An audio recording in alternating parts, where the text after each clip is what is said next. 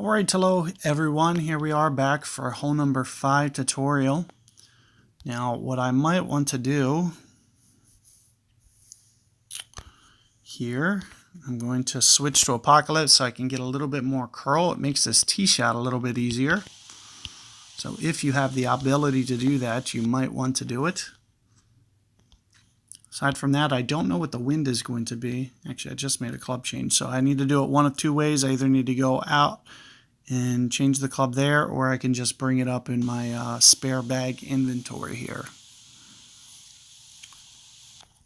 But in terms of rings, I'll usually use a plus 10%. With this much of a tailwind, I'm going to use a plus 20%. So I'm expecting, about a 6 ring down. And keep in mind, winds like this are a little bit tricky. You want to be very careful with the way that you go about doing this. So here you can see where I'm aiming, right in here. And I'm also using 2 topspin. And I'm going to play very close to 6-ish rings. And I'm going to just try to use a lot of my curl to make this shot happen, as opposed to adding power.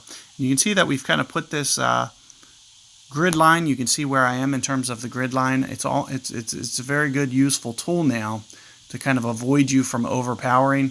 Do keep in mind that I did just hit a great ball, and I did not account for enough for that curl. And the great ball right pushed it into the rough. So you do have to be a little bit careful when going for that drive. I could have offset my guide just a little bit more towards the left before I started my ring adjustment. But of course, a perfect ball would have cleared that up. And of course, also a great ball left probably still would have been okay. And you can see that I go very max with the way that I curl it. You just kind of need to generate a starting point. So once you kind of get the idea, one thing you have to do is you have to stay away from that edge, especially if you have a lot of curl. And you can see that the way that I did it with the curl is a little bit safer, because you can see here my opponent with an extra mile who can't curl it as much, it's going to wind up very left in that fairway. Very, very left. And what I'll be able to do throughout the week is get it much more towards the center. So here you're just going to see me just pitch out so I can still give you guys the shot. And what I usually do for this is it's very, very uphill.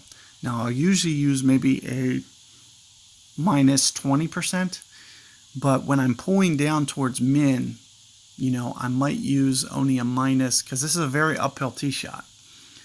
But when you're pulling down, I might even have to dip into that bunker with my ring adjustment. So keeping that in mind, you're going to be moving to a lower ground, and it's going to kind of change the trajectory. It's going to come in even lower. So I'm only going to use, in this type of wind scenario, keep in mind, had it been a side wind or whatever, I might use a minus 20, minus 15, but I'm going to use a minus 10 in a tailwind case.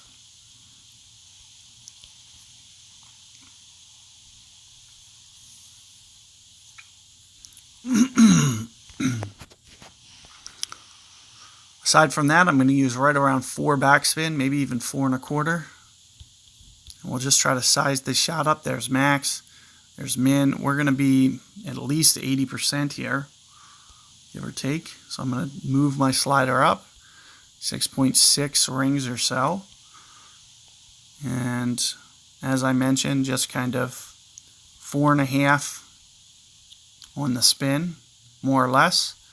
And just kind of get it shooting up towards the hole like you see here.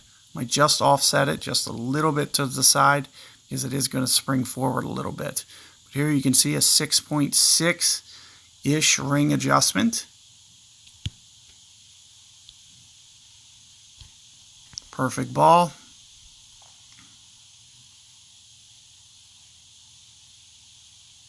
And there you can see that I was able to drop it. So had I hit my tee shot right on point, you can see that it's going to give you a very good, reasonable chance to get a nice, easy albatross, especially in the expert and pro divisions where you have that nice angled wind. So good luck with that 5th hole, guys. Hopefully you found that useful. As I mentioned, we'll just make one minor tweak tomorrow for the wind. and as I mentioned, it's just going to kind of be a timing thing. If you miss your perfect ball, it can end up kicking you a little bit. You do got to be very precise. I could have hit a great ball left there, but I couldn't have hit a great ball right. So it's just one of those things where you need to be somewhat precise with the way that you're going about. But also, as I mentioned, I can just start a little bit more left tomorrow, and it will, alleviate that problem altogether.